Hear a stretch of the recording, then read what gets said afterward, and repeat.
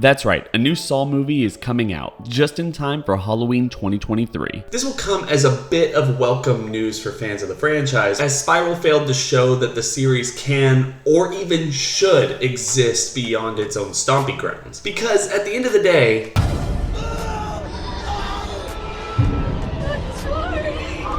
with that being said, I thought we'd take this week to talk about the things that we'd really like to see happen in this upcoming film. So, let's go.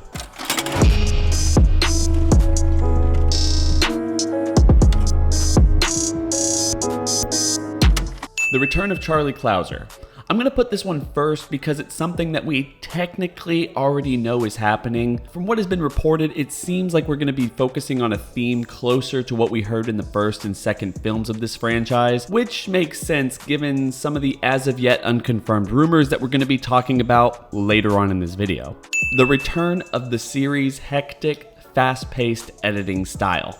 okay, this might just be me, but I really miss the roller coaster editing style that just built and expanded upon itself for the first 4 films. There might be a lot of people out there who think that Saw 5 through Spiral didn't let go of that chaotic pace, but I would argue that Saw 5 marked a considerable decline, at least as far as the editing and pacing of each individual film is concerned. You know, come to think of it, it was probably intentional after Darren Lynn Bousman streamlined just so much of the filmmaking process for Saw 4, and in the process, ended up confusing a lot of the general audience for that movie. Still, it was kind of a shame that they brought back Bousman for Spiral and they didn't try to recreate that pace that he kind of perfected with the first 3 sequels. James Wan was the initial director of the first film. I think he gets a lot of credit for the way that the Saw franchise is really built. But Darren Lynn Bousman to me was the person who took that style and recontextualized it, made it a part of the identity, and really expanded on it to the point where it became what we expect in a Saw film. It's one of the reasons I was really excited for Spiral, but yeah, I have my opinions on that. Different video. With that being said though, I do have to admit that I'm more willing to let this wish slide, especially if the film is going to be a more character-focused narrative, which brings us to our next point. The return of Tobin Bell as John Kramer. Look, based on everything that we've heard about this upcoming film, being that it's a prequel set between Saw 1 and Saw 2, I'm pretty sure that this is going to come to pass. But still, I feel like it's worth mentioning, if only for the fact that it's important to reaffirm that Tobin Bell is the face of the franchise, no matter how many times they want to push the fact that he isn't. A new location. Okay, so rumor now has it that the film is going to take place in Mexico as John Kramer visits the country in order to seek a potential treatment for his cancer. Unfortunately, it turns out that the miracle cure is simply a scam, and John has to find the energy to put these scammers through a series of tests as a punishment for lying to people like him. And if these rumors end up being true, it is one of the most exciting things about this upcoming movie. For too long, the Saw franchise has been regulated to Anywhere USA, despite every single film being filmed exclusively in Toronto, Canada, where the vast majority of sets and locations are so basic that it's impossible to conceptualize the Saw universe, even after 9 entries. By expanding John's reach in the overall world of the franchise, I think it becomes a little bit more logical if future projects move past his character altogether and start focusing on the next generation in this series. Look, I know what I just said, but still, I feel like it's worth mentioning, if only for the fact that it's important to reaffirm that Tobin Bell is the face of the franchise, no matter how many times they want to push the fact that he isn't. But it is important to acknowledge that horror franchises just never die. They need to start planning for the inevitable future that Tobin Bell just simply can't come back for one reason or another. And in fact, that brings us all the way to our next point. The return of other familiar faces. While Tobin Bell is undeniably the face of the franchise, it's the series' interconnected nature that has propelled the fan base into fanatic levels of excitement for each new entry, especially during the heyday in the mid-aughts. If you were around for the House of Jigsaw days, you know exactly what I mean. With that being said, I feel like this film could really benefit from the inclusion of individuals like Shawnee Smith, Costas Mandylor, or even as unlikely as it might seem, maybe Carriolis as Dr. Gordon. And by no means am I saying that these characters have to play a pivotal role for this movie, but you do have to reintroduce them to re-solidify their presence in the series, for reasons that we're going to get to later on in this list. No cops. Seriously, I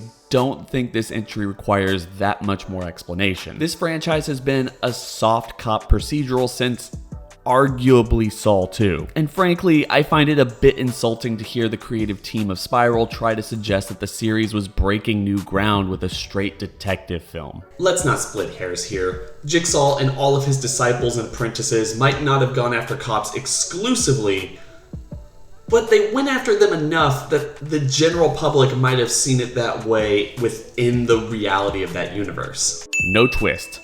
Yeah, that's kind of a twist, isn't it? Let me explain. Arguably the biggest issue with the current state of the Saw franchise, at least with the last 3 to 5 entries, is the over-reliance on the twist ending format. Personally, I'm okay with the ending of Saw 6 and Jigsaw, but 5, 7, and Spiral?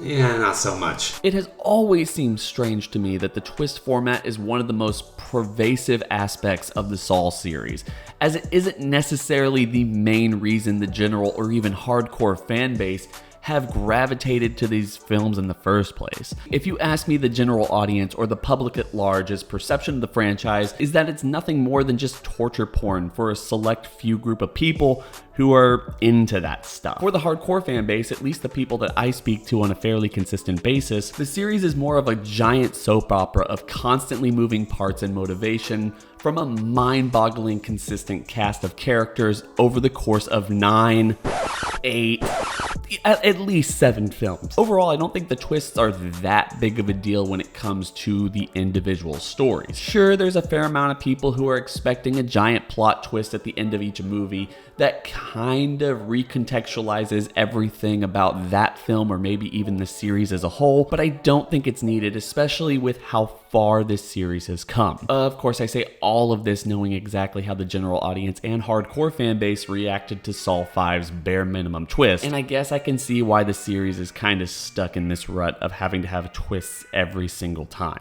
A song by Tobin Bell in the credits, preferably after the classic iteration of Hello Zep. Okay, another easy one here because it was already something the creative team was discussing for the finishing song for Spiral, and obviously this wouldn't mean anything to the overall story, but it definitely would be interesting, as well as something that would go a long way to kind of re-solidify something that we're going to be talking about later on in this list. Honestly, for this, I'm working off of Tobin Bell's iteration of I Shall Be Released that was originally produced by the band in 1968. That song is in the description section, so if you want to listen to it, go be my guest, pause this video and come back. I'll wait. Okay, so you're back. Now imagine that song as the backdrop of an after-credits sequence for this movie. But not just any end credit scene, but a full-on montage of the current day's events of every surviving character from the entire series. Well, everyone that they could possibly get back. There's a lot of people who still survived all 9 films, so I'm not holding my breath for Chris Rock. I'm just saying. Essentially, the point here would be to put the film into context. For me, what I really want is this not to just be another Saw film. As we've already discussed, the series needs to find a way to move past Tobin Bell being front and center. This film needs to be a swan song to John Jigsaw Kramer, one that completely solidifies his legacy. A movie that not only explores how John sees himself at the moment the film takes place, but how he thinks his work will be remembered. It needs to dabble in his fears of failure and his checkpoints for success. And at the end of it all, it needs to find enough time to reflect on the impact that he's had in the world around him. For me, the best way to do this is through a montage played throughout the credits, where the audience gets a broader view into the lives of all the surrounding people who have ever played a game in the past. And obviously, some of them have been shaped in the best way possible, while there are still many who are dealing with the trauma that John put them through. But ultimately, we the audience need that closure. Keep it subtle, no heavy-handed messages, no black and white depictions amongst all the survivors, just a natural look into the lives of everyone since we've last seen them. Ultimately, leave it to the fans to decide what this sequence means for not only this film, but the series as a whole.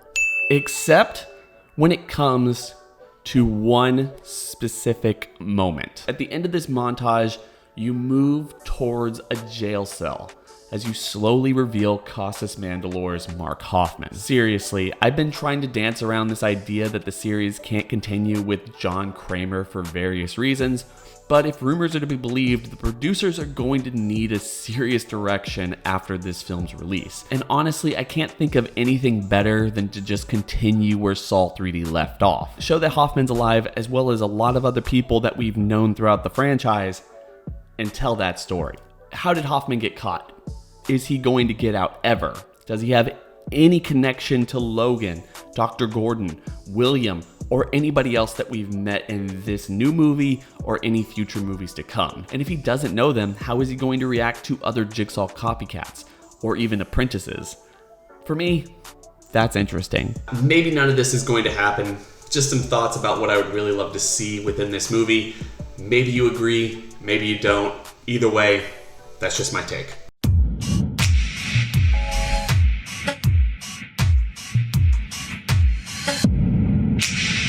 The KRW Network.